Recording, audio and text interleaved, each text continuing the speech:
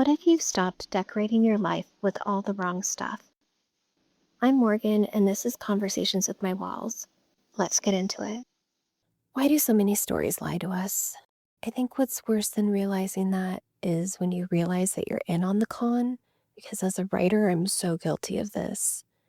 It started all the way back in third grade when I wrote stories about teenage girls with Jeeps and trendy chokers who were being stalked by a crush. It seemed so dreamy to my entertainment brainwash 8-year-old brain and deeply, deeply disturbing to my adult self.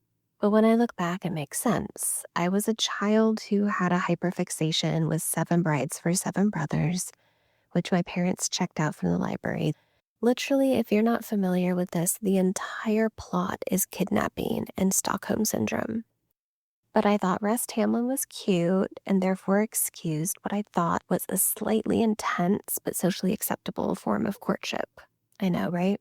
It continued to You've Got Mail, where it took me years longer than I would like to realize Tom Hanks is the villain. And Parker Posey was the coolest and most moral of all of the characters in that movie. The stories and tropes devised by men have become the framework of the every story's been told before, aka the norm that we default to unless we step back and take a really cold, hard look at ourselves and ask, what story are we really telling? Or most importantly, whose story? Is it reality or fantasy? Like or lust, his or hers? Rom-coms didn't make sense to me for a while because the endings felt like beginnings to me. My pragmatism wondered what the post-happily ever after looked like, let alone, all the bad behavior that's excused leading up to it. It's something I'm trying to actively reprogram now post-breakup. The number of times I've seen both Shopgirl and Gilmore Girls tells me that a man can fail, but then do the work and return to the chance that he ruined and reclaim it. That hope is just so mean to put out there into the universe. While that kind of bettering and reform is possible and real in some real life experiences, I'm sure, it perpetuates this longing and hope that the chapter is not closed. And that's not healthy because we can only control our own reactions. But here I am, pining with the hope that he will see the light and change and revisit the really special connection that we had.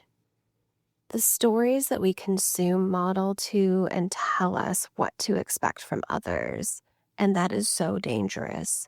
It sets us up for a fantasy of disappointment. I was stood up by someone I loved because he couldn't find the words to tell me his needs.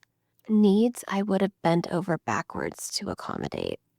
I spent the better part of a day and a half worrying if he was hurt, having an emergency, or just fell asleep and missed our date. I didn't know where on the worry spectrum to land. After that radio silence, the response I got was the last thing I was expecting, a breakup text. I had told him everything I could to keep the door open for him to be vulnerable with me, but instead he chose to leave.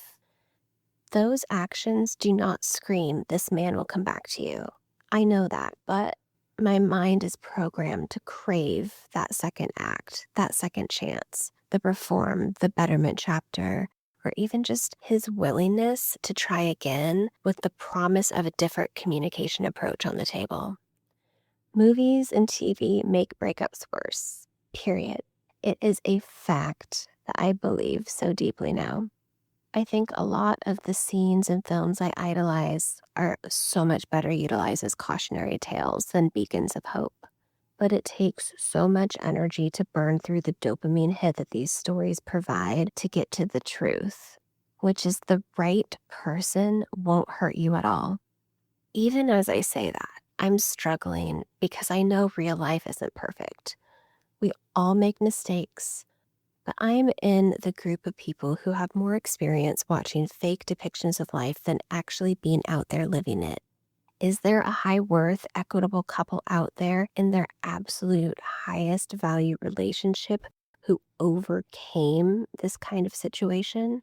Maybe. But I need to strip away the longing for an answer and look at the real story that's in front of me. He left. He's gone. He won't be calling me today. It's 2 days ago that it happened. And this is the first time I won't be hearing from him on our regularly scheduled call days. And I can only take that reality day by day without projecting anything into the future, which is a really big twist and challenge for a writer not to think ahead. But the fact is, it's the best kind of story I can write for myself because I am the only character I can control, and you are yours. I think what these stories make us crave is declarations, the raw, brutal honesty that breaks down our walls of protection, our guards being up. I believed him when he told me how hard relationships are for him, and also held space and believed that we were building a beautiful, safe container where he and I could feel the good and the bad of it and navigate it together. Maybe some of these writers weren't out there to perpetuate unhelpful expectations through their narratives, but actually writing from a place of hope in an act of pure emotional desire. They craved that relational transparency, a no holds barred approach to love where the messy admissions are meant to spill over, while fostering the truth that I believe so many of us, my ex included, fight to accept that those are the things that make us even more lovable. The flaws, the hangups, the fears. Perfection is super boring. Mess is so interesting. But you can't love someone out of not loving themselves or believing they're worthy of it. It's one of the hardest things to accept in this. Just imagine you are looking at someone thinking they are the hottest man you've seen, yet they don't see it and can't get past it. You tell them otherwise, but they still struggle with that. You tell them about their soul, the non-surface level stuff, yet they still struggle. And with more things than you even know about, but are likely still the things that you love them for. I don't know why, but it makes me think of the movie Set It Up, where this one quote, I'm really on the fence about it. I don't know if it's enabling or if it's actually transformative. One of the characters says, you like because and you love despite. I think it opens the door to loving the whole person. It seems so easy to rewrite these blocks for them, but it's not. Quite frankly, it's the opposite. Sometimes pain like that is an addiction, and they truly have to want to address it, and you cannot do it for them. Anything else is a fantasy.